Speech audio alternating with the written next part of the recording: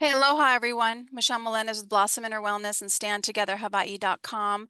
I'm going to do a video today on not only what's under the pyramid, but I'm also going to show you guys some of the orphan trains, some of the buildings that they are telling us were built, within a year or two. And then I'm also want to share a little bit about the Torah. And the reason why I want to share all of this is because to share with you that this is a simulation. I really believe this is a simulation. We have not been told about the power that this world holds for all of us. We have been reset numerous times through fire, through floods. It's being reset right now through fire. Things are being reset through fire. And there's no way that the Torah, which is the first 5 books of the Old Testament, could actually be in existence if this was not a simulated world. And I'll explain that at the end, because your name, my name, everybody's name who's ever existed on the planet, ever will exist on the planet, is in the Torah, is written in the Torah. So that's impossible unless this is a simulated world. So first, let's start with what's under the pyramid. And I do want to do a shout out to the Voice of Kona Radio. Remind you guys of who I am. I'm the author of Great Maui Land Grab, What Caused the Maui Fire, and Is Your Home Next? This was the 3rd place finalist in the American Book Fest. It also includes 21 LA Fire oddities. Very crazy. It's a bit of history, puts everything together. You can get it at greatmauilandgrabbook.com. I also wrote End Dieting Hell, How to Find Peace in Your Body and Release the Weight. This won 4 awards. You can get this on my website at Blossom Inner Wellness. It's also on YouTube, Amazon. So that's enough about me. Let's get started with sharing about what's under the pyramids. And we're going to start with 116 here, going this way. Here we go, starting here. The second largest pyramid of the Giza Plateau, known as the Khafre Pyramid, and what they found was astonishing. The analysis of dozens of tomographic SAR images obtained from different angles enabled the 3D reconstruction of inside the pyramid of Khafre and deep beneath the surface of the plateau.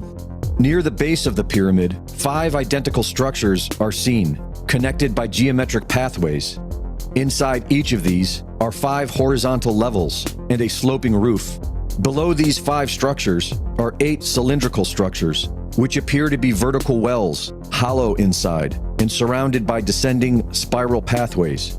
These 8 vertically aligned cylindrical structures, arranged in 2 parallel rows from north to south, descend to a depth of 648 meters, where they all merge into 2 large cubic structures, measuring approximately 80 meters per side.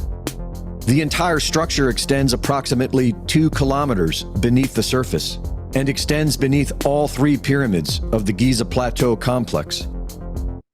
So it goes down almost 2,000, over 2,000 feet, and it's over 260 feet wide. Okay, this is under the pyramids. This is what they recently found.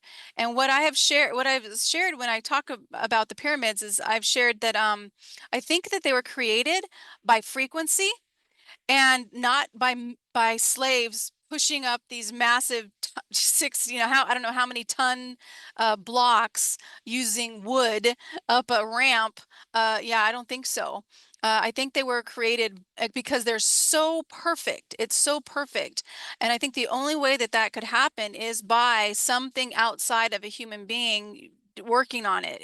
I think it was a frequency, because this empty space is not empty. This is a frequency field that we can affect by our frequency, just by emotions. Can you imagine if somebody actually knew how to harness this energy? And I think that that's what these pyramids were. I think they were free energy apparatuses that gave free energy to the ancient people who knew so much more about this world than we do. There are pyramids all over the world. There's a pyramid here on Big Island. It's actually in the south.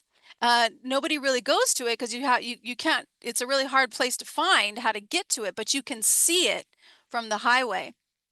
And it's covered in grass. Unless you really know what you're looking at, you won't be able to tell. But it's here on Big Island. Some locals I have talked to have been to it. So I wanted to share that, and I also want to share what he says about Tesla. So here's what he says about Tesla. And let me get that going. It is 307. 3076. Pyramids could harness Earth's natural frequencies. This arguably inspired his experiments in wireless energy transmission and scalar waves. In the Giza power plant, Christopher Dunn argued that the Great Pyramid was a power-generating machine using resonant and acoustic forces to convert mechanical stress into electricity. In the Giza Death Star, Joseph Farrell proposed that the Great Pyramid of Giza was a weapon of mass destruction using a type of physics that he calls paleophysics to focus energy as a scalar weapon. The cylindrical wells could be conduits for energy or sound waves, and the cubic structures might serve as energy storage or stabilization units, akin to components in a large-scale weapon or generator. Oh, interesting. Isn't that interesting? I mean, yeah, I totally believe that they use these for free energy. I don't, and I could be wrong about the evilness of directed energy weapons. In ancient times, it probably were. I would like to think that they were a more kinder race, but who knows? I know this is a battle between dark and light, so probably definitely would have had some people wanting to kill other people. But isn't that interesting about how he was talking about directed energy weapons in ancient times, which they obviously have today. We have patents for that today. So let's go into what Jordan Maxwell has to say. And I love Jordan Maxwell. I've been following him for a very, very long time.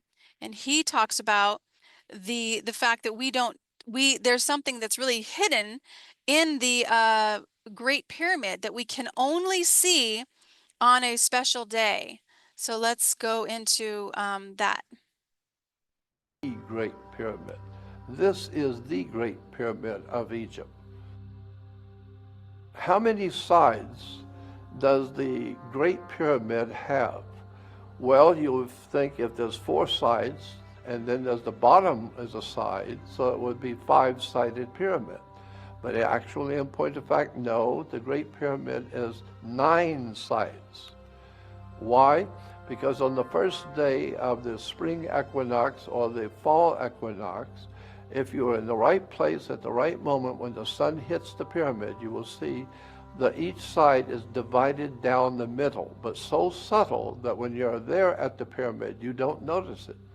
But on the first day of spring and autumn, you will see the Great Pyramid is divided down the middle. And so here again is another picture of the pyramid from above on that special day, that special hour when the sun's hitting it just right. And so each side is 2 sides. Therefore, if you got not 4 sides, but 8, plus the bottom side makes 9. So how many people know that the Great Pyramid of Egypt has 9 sides? So I wanted to share that because we do not understand this world, like I've said before, but also these pyramids. We find something underneath it that looks like an energy generator. And then for some reason, these ancients had created the Giza pyramid so slight that you cannot see it when you're up against it unless you're on the equinox day. They knew they knew about the not just the time of year, but also the zodiacs that were in the sky that created the year. Like right now, we're going into the Aquarian age, and we just left the Piscean age, Pisces, the fish. And then prior to that, in ancient times, was the Aries, the ram. So why did they blow the ram horn? That was the ram. Jesus was the Lamb of God under the Aries ram time in that phase of time. And then through the Piscean age, that was the age of the fish. And I could go all the way into the Pope's hat is literally his hat is actually that of what's called Dagon, which was a fish god, because the Catholic Church was created in the time of Pisces, and now we're going into the Aquarian age. So don't want to get too far off topic because I could get into that, but I do want to go into the resets that were happening, because this is so much information is going to be coming out now, so much truth, which is fantastic. And we need to stay focused on what it is we want it to create in this world, because we are really, really powerful beings, really powerful. And this is why they want us to be in fear all the time, because when we're in fear, we're easily controlled and we don't understand the power we have. But our power is from our heart.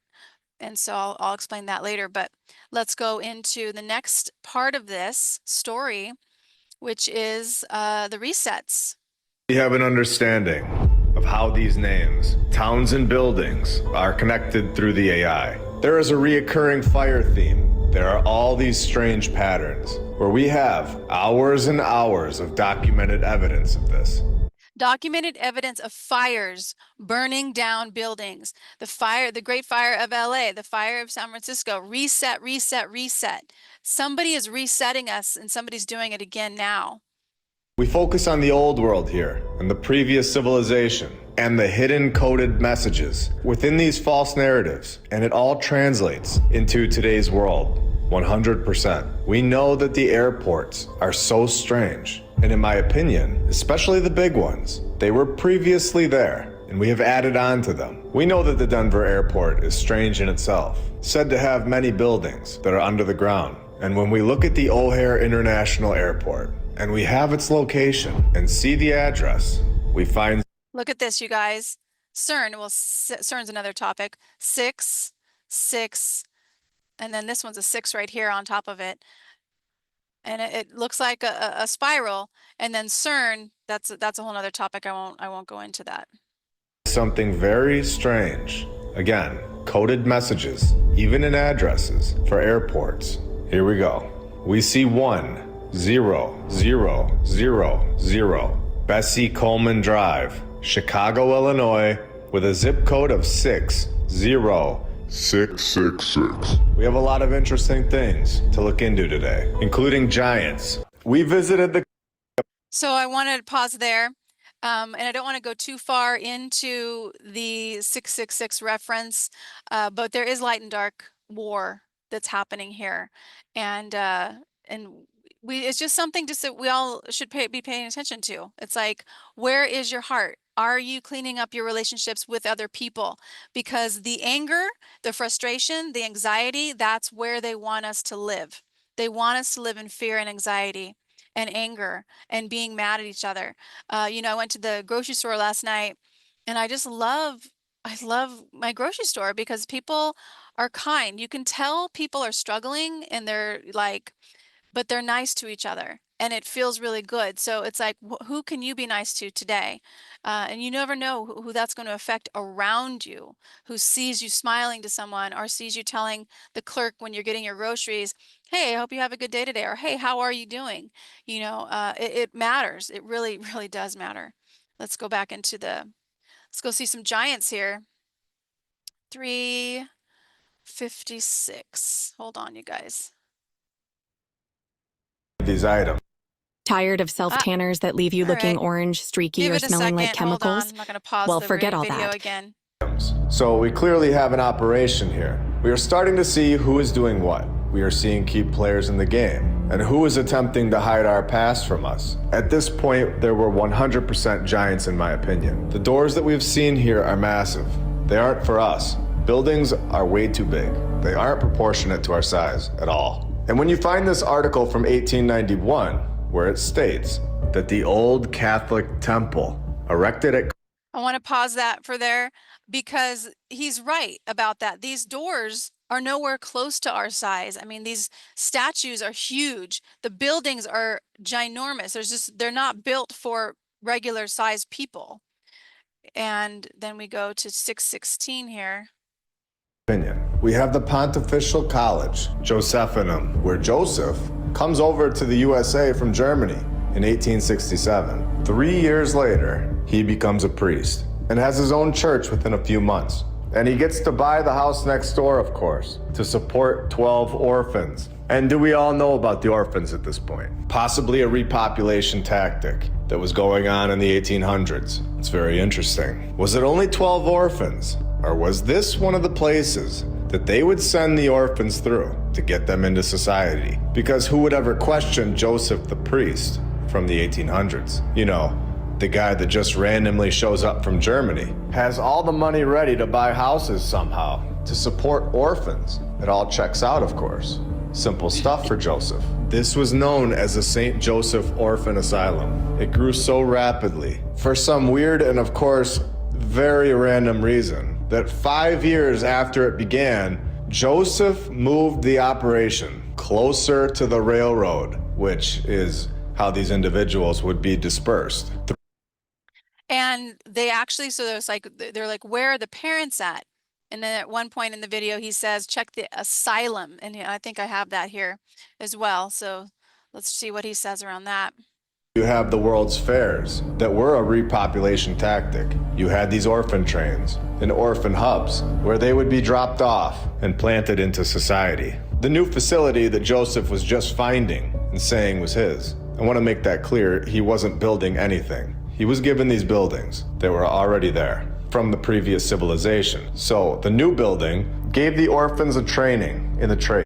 And I want to pause that for a second because it says the facility located at the intersection of Main and 17th Streets in Columbia gave both a Catholic education and training in the trades to the young men in its care.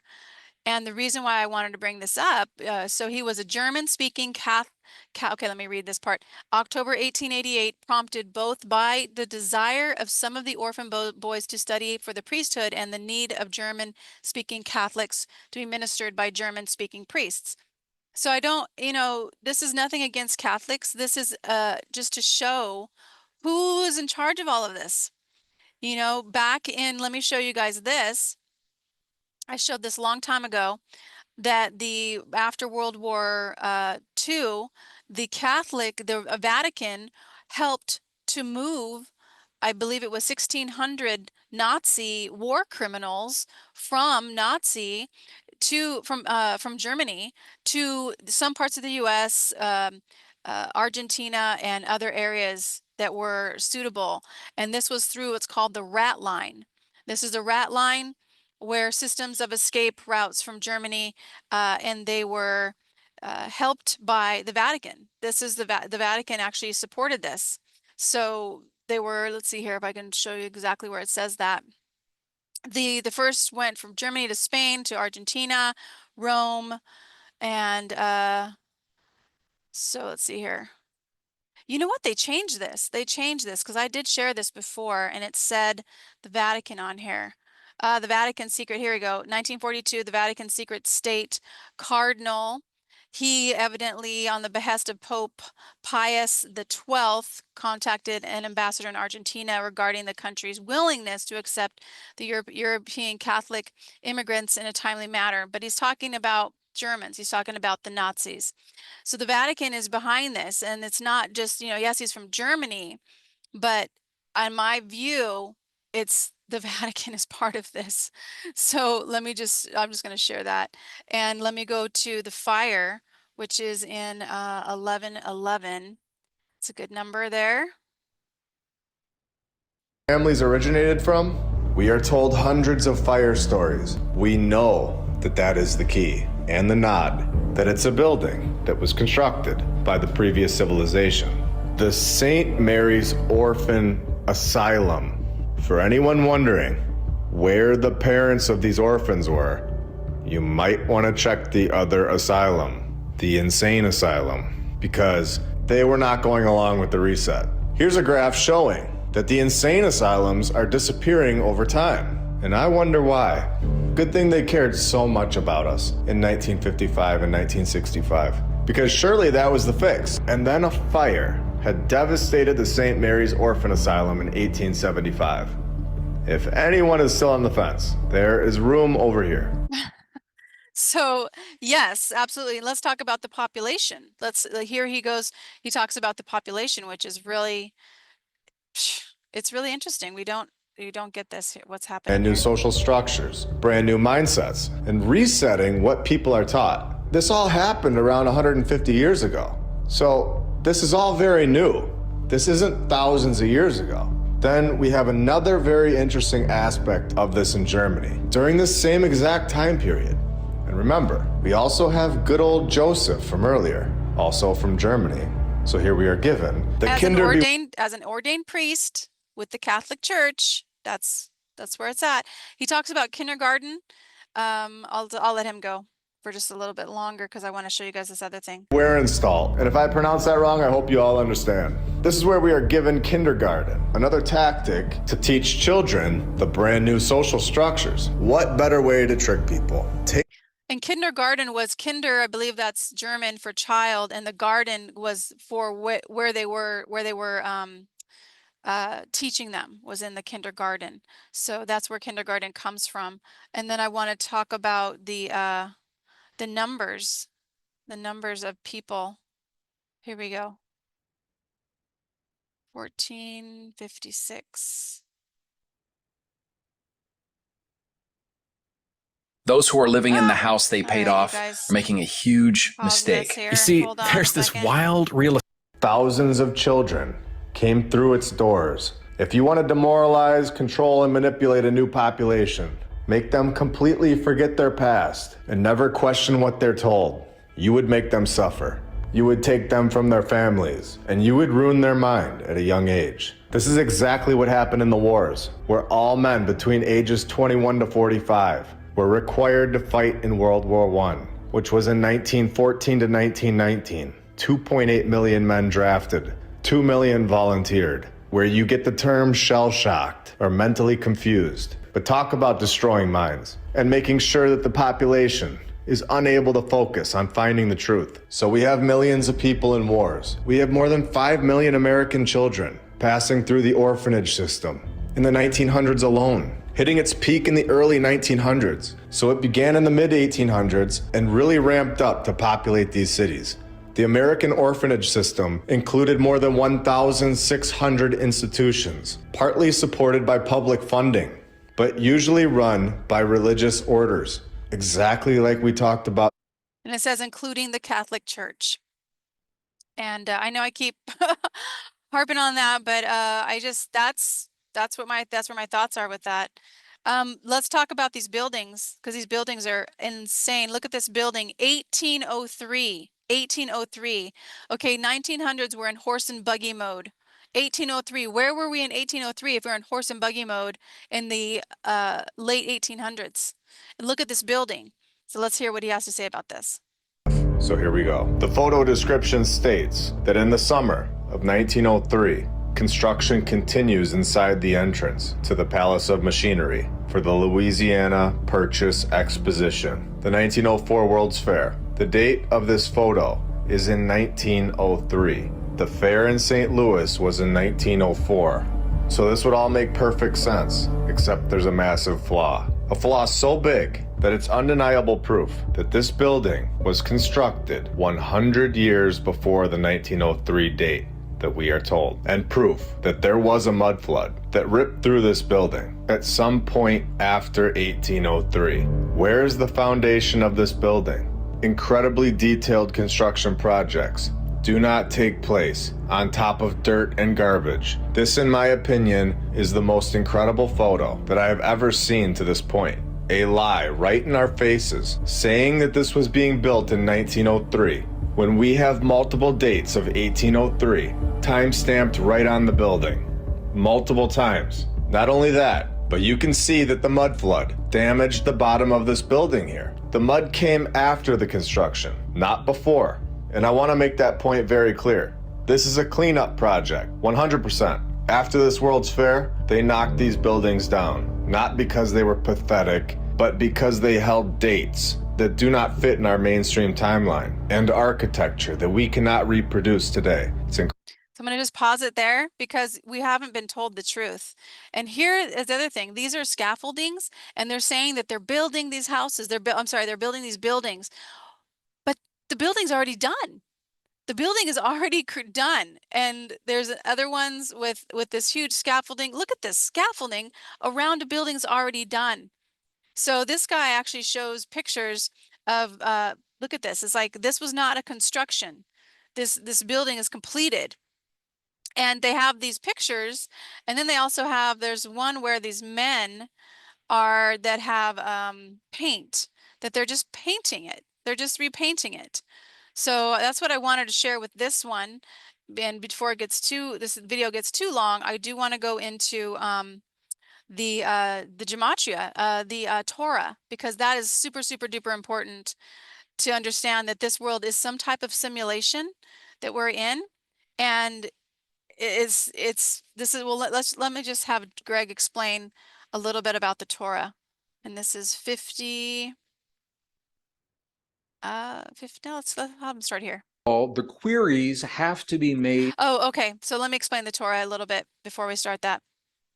So the Torah, again, is the first 5 books of the Bible. And what they did, there's a code inside of the Torah. And each letter of the Torah is acquainted to the same number in the alphabet. And this is this is all in Hebrew. And then so they have these numbers which are equated to every single letter in the Torah. No punctuation or letters. It just turns out to be numbers. So they take every single letter in the Torah in Hebrew, turn it into a number, and that's what's called gematria. And then what they do is you can do a query, you can do a question, and you have to get, and actually this is the part that he's talking about. So it's a Torah, it's a code. And in the Torah, it said it would not be decoded until computers, and the word computer is in the Torah. Okay? This is a 1,000-year-old book that has the word computer in it. It's impossible unless this is a simulation.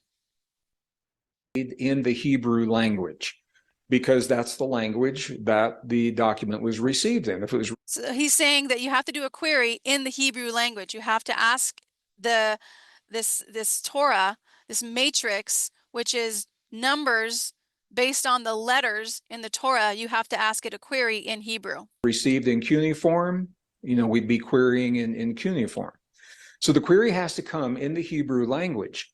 And what happens is the computer then will search within a given distance, and the user defines what is called a statistically significant distance. I know this might sound a little technical to some people, but I want you to see how this works. It's not hocus pocus. This is peer-reviewed science. So they define a range within which information is going to be statistically meaningful.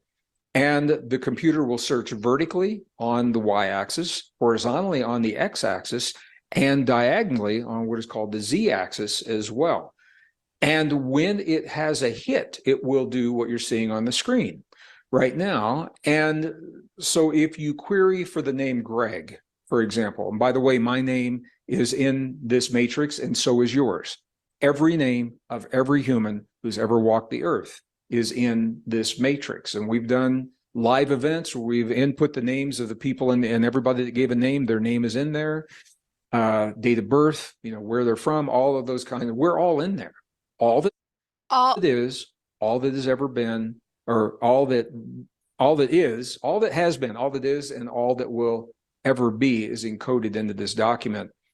In the Torah. And so let me explain. I'm going to show you guys what he says about the mystery of the Torah, that there's just no way this world is what we think it is. Are systematically being broken, and I've described that in other videos.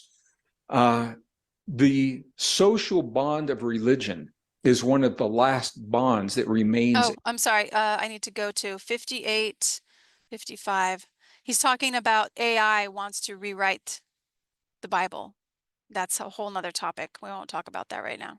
There's a mystery about the Torah that scientists are grappling with right now because it is so outrageous. What the Torah implies is so outrageous. And this mystery came to the scientific forefront in 1994. Now, there have always been rabbis for hundreds of years in the past that have always said that underlying the words in the Torah that we read as the letters on the page, there are coded, there's a deeper tradition, a deeper message that can only be known to initiates that understand the codes.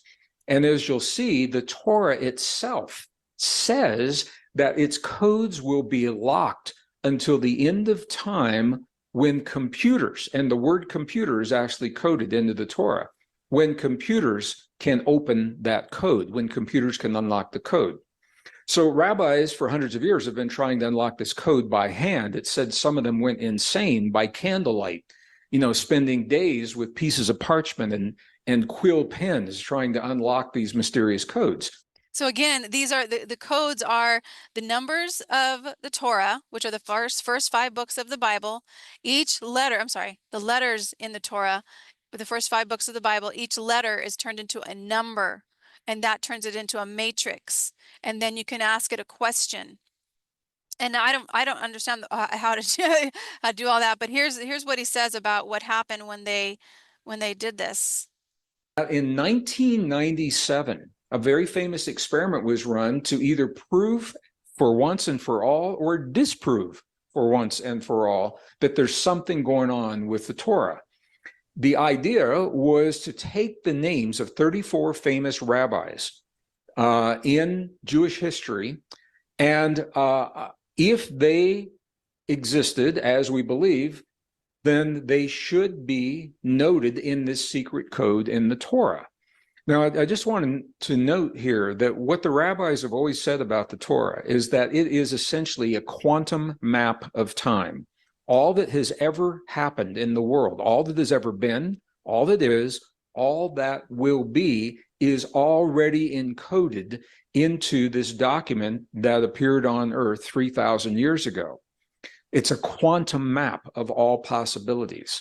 So this is what the scientists were struggling with. So they said, okay, if we put in these 34 famous rabbis, let's see if their names are in there. Well, not only were their names in there, but the Torah identified the place of their birth, the place of their death, the years of their birth. And what makes this especially credible is the experiment was conducted by a man named Harold Gans. He was the former senior cryptologic mathematician for the US NSA, the National Security Agency, the top secret security agency, the cryptologic agency that is dealing with so much of the AI and things like that we're seeing today. So the Torah for this experiment, it exceeded the expectations. It just revealed the names. It revealed the locations, the dates of the birth, dates of the death, cities where they lived, and all of these things. And now the scientists were left with the question, how could the book 3,000 years ago, the Torah, have known about this information? Number one. Number two, this is where it gets really interesting. What else is encoded in that Torah? I'm just going to stop it there. That's enough to think about. So yes, there's things under the pyramid, but that's not it. It's not all of it. It's not the whole story. I believe it was free energy for all people. And this world would be such a different place if we had free energy. Can you imagine not having to pay your electric bill? There'd be so much more than that. And that's what we deserve. That's our birthright. And these powers that be, which in my opinion are the elite bankers, but also it goes from Rome. It comes, in my opinion, from the Vatican, from the Pope, because he's not innocent in this. Why is it that Catholic Church can molest children and rape children and they can get away with it and just be moved to another parish? Why is that? That's not okay. So I just want to say that. So what the vision for this video is to have you see this world is way more than what we think it is. They have been resetting our histories through not just the orphan trains and using one generation. It takes one generation to reestablish, to change society. One generation, because you just teach the children. And that's what they did through these orphan trains. And where did their parents go? To these possible insane asylums. And then the insane asylums go down and they get closed. And then the orphanages get closed because things are reset. And then the buildings that they didn't want people to see or to know were from the old world are destroyed by fire. What's happening right now? Fire. They're resetting things. So what's ours to do? Ours is to wake up to the truth. Please share. If you like this video, please share it. Subscribe to the channel. Your sharing it helps because I am demonetized right now again. So that I appreciate that. But also your kuleana, what's yours to do is to trust in your higher power and start to connect with your intuition. What is it telling you to do? What is your kuleana? And start doing that. And the first thing is to clean up your relationships with other people, especially the people that are closest to you, and especially yourself. So I wanted to share that. This is a simulation. It's a game. It's an absolute game we came to play, and we each have a timeline. Something knows we're here. Something is watching us. There's guides that are helping us. The Torah is not set in stone, meaning that you are going to follow this path and that's the only path you can follow. That's not what it's about. You have choices, and every single time you make a choice, it changes the Torah. The Torah actually can change by whatever choice you make. There was another story that Greg was sharing about I think it was an ambassador, and they checked him out in the Torah, and it said that he was going to be assassinated on this day at this time in this area.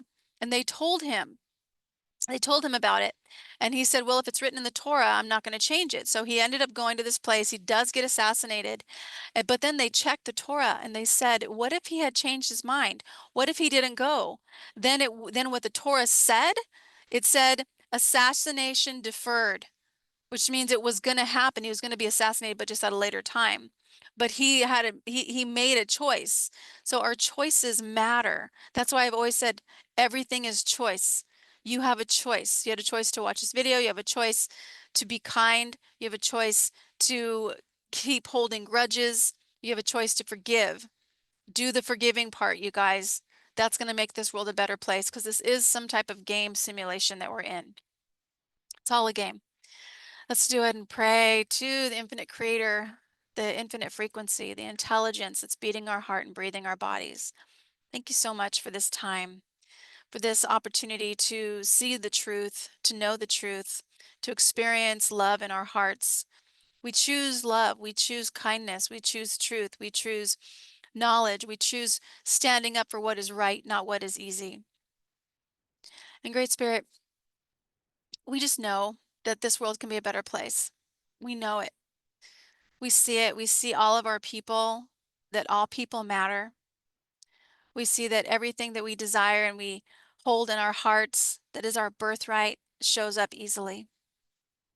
And Great Spirit, we trust you. We know that we are never alone, that guides and angels are always with us. And we choose to have a world of harmony and of peace. We call that in. And so it is. So much mahalo for joining. If you haven't picked up a book, I'd appreciate it. You can go to blossominnerwellness.com, join the private membership, pick up Great Maui Land Grab book.com or End Dieting Hell on the in Amazon or at Blossom Inner Wellness. Okay, much mahalo.